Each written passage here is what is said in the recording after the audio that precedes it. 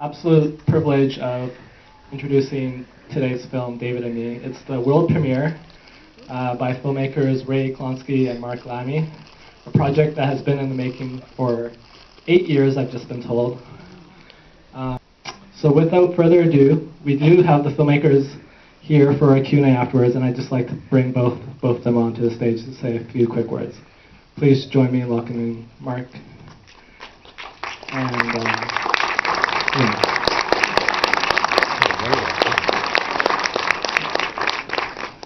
Hi everyone, thanks for coming. We'll keep this really short. There's a few people we need to thank. First of all, TVO, the broadcaster. We want to thank Stornoway Communications, Shaw Media Hot Docs Fund, and the Rogers Documentary Fund, and the CMF for making this film possible. We're going to be around for a Q&A at the end, so stick around and enjoy the show. Hi guys, welcome back. This is my review of David and Me, which is a Canadian documentary. The directors are Ray Klonsky and Marc Lamy. And this was yet another true crime documentary.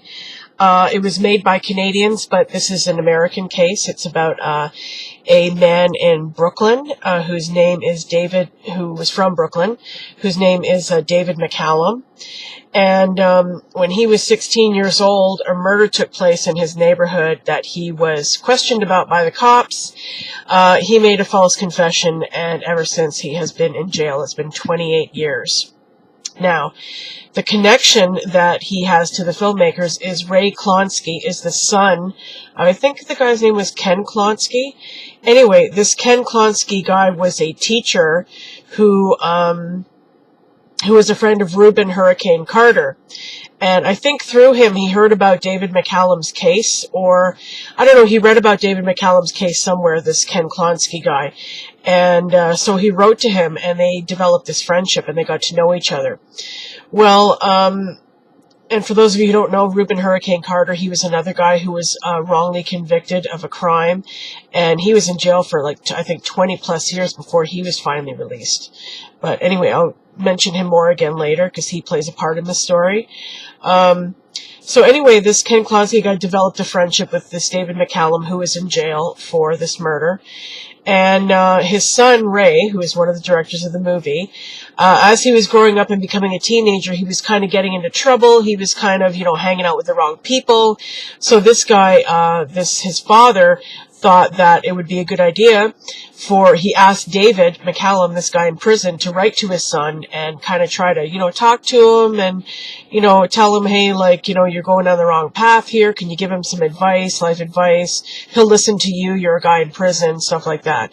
So then this David McCallum guy started corresponding with Ray Klonsky, and they developed a very, very, very close friendship.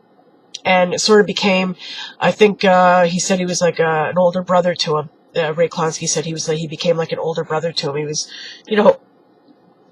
giving him advice, life advice and stuff through letters.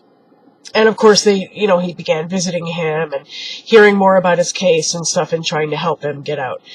So anyways, what happened was, when this guy David McCallum was 16 years old, this white man, a 20-year-old white man in Queens, was kidnapped and carjacked, and they found his body a day later in this park, and he'd been shot in the head.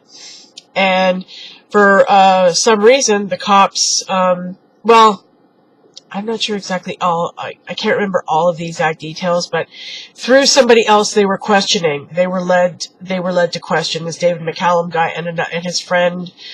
I can't remember his friend's name, but him and his friend. So these guys are 16 years old at the time. They take him down to the station. And how many times have you heard this story, right? These cops get these teenagers in an interrogation room. There's no windows, they deprive them of food and stuff like that, and they don't let them talk to anybody, and they intimidate them, and so these teenagers end up making these false confessions because these cops are they're beating them up, and they're saying, well, if you just tell us the story, we'll let you go home. And of course they have no intention of letting them go home. They just want to get them to make some kind of incriminating statements, which of course this guy did. And so that's why he ended up getting charged with murder, and he ended up getting convicted, and he has been in jail for 28 years in upstate New York. Now, he's applied for parole. He applied for parole 3 or 4 times and was denied every time. Basically, the movie just kind of follows this period where this guy, Ray Klonsky, and Reuben Hurricane Carter, as I mentioned before, he was involved. He was trying to help him. Another private investigator in New York City got involved in the case, and they were kind of trying to backtrack and find a little bit of new evidence. They went and questioned a lot of people in the neighborhood that this took place in and who knew him, and of course nobody wanted to talk. So they didn't really get very far. But they did end up finding, okay, so this white guy who had been abducted, they took his car, they carjacked him, and later on they burned the car. But they found cigarette butts in this car, and back then when the crime took place, there was no DNA testing, but of course now there is. So they ended up getting these cigarette butts analyzed, and they found the DNA from this particular guy. So they went and talked to him, and of course he's denying, oh, I don't remember being in this car, blah, blah, blah, whatever. So it didn't really go anywhere right now, but at the end of the movie they're saying that they're preparing an appeal for him. So hopefully, I think this evidence that they found is probably some of the stuff they're going to use in this guy's appeal. But it was just like another one of these, stories about somebody who, makes a false confession when they're very young and impressionable and intimidatable and stuff like that, and they end up, losing like 20 plus years of their lives. Like that's what happened to one of the Paradise Lost guys. The guy who was Jesse Miskelly, I believe his name was. He was like mentally retarded, or almost mentally retarded. He had a really low IQ, and of course these detectives, took advantage of that and got him to make all these incriminating statements, and that's one of the reasons they were convicted. This happens all the time, over and over again. I've seen at least 2 or 3 other movies about teenagers who make false confessions and stuff like that and end up in jail for stuff they didn't do. So this guy is one of many. But he is really, really, really an amazing person. He's a big guy.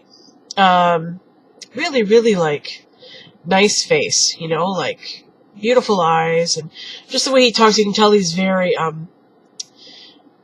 I guess he's become over the years, if he wasn't to begin with, very spiritual, and he's always talking about you have to have hope, and, I'm hanging on, I'm going to keep fighting, I'm going to get out of here. No matter how many times he gets turned down for parole, he still manages to, keep his hopes up. And his family, and one thing in this movie, I mean, as if the story isn't sad enough already, the thing that I think almost made me cry the most was when he was talking about how being in jail, he thinks about his older sister the most. His older sister, Ella, who was born with cerebral palsy. And they had a shot of her, like, in this bed, and she's, like, all twisted up, and, she's, she can't talk, she can't do anything, and she's 52 years old now. And, his mother was saying how when she was born, the doctors were telling them that she wouldn't live past 13 years old. Yet here she is, she's 52, right? I mean, it's not much of a life, obviously. You're confined to a bed with this horrible disease. But I was looking at that and thinking about what he said, how he thinks about her and all of his family, but especially her. He says he thinks about her a lot.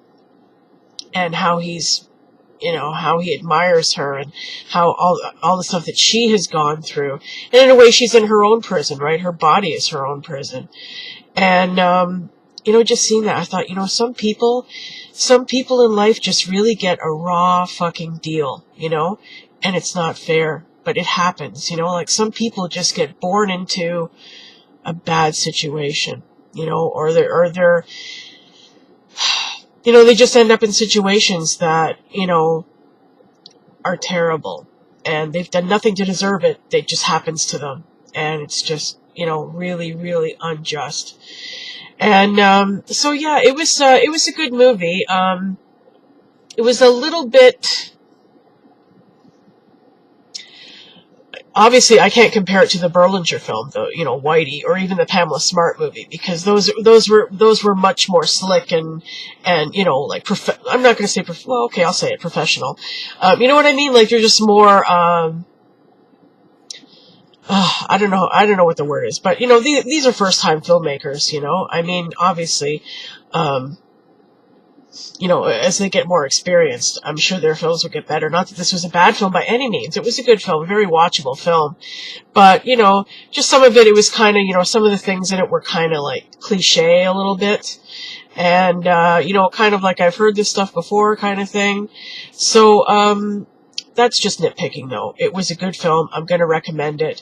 If you do get the chance to see it, I would recommend watching it. You may see it on TV. It may come on TV. I don't think it's going to come out in the theaters. But yeah, it was a good film, and it was a really, really important story. This guy's story needs to be told, and I hope this guy's appeal goes through. I hope he gets out, you know. He is 40... I think he's 46 now or 45 now or something like that. And he went in there at 16 years old, you know? So, jeez, I hope the guy gets out. But anyway, I guess that's really all I have to say about this film. I would recommend it. So go see it if you get a chance. David and Me. Okay, so that is it for today. Like I said, I'm seeing 2 films tomorrow. What are they? I'll let you know. Hang on. One of them is Hotline. I know one of them is Hotline. That should be good. Yes, Hotline, and then Love and Terror on the Howling Plains of Nowhere, which is yet another true crime. I'm going true crime crazy this hot dogs. I usually do, because those are really, they're really good. The crime documentaries here are, like, really, really good. Awesome. So, I'll see you guys tomorrow. Hope you enjoyed this, and thank you for watching. Okay, bye.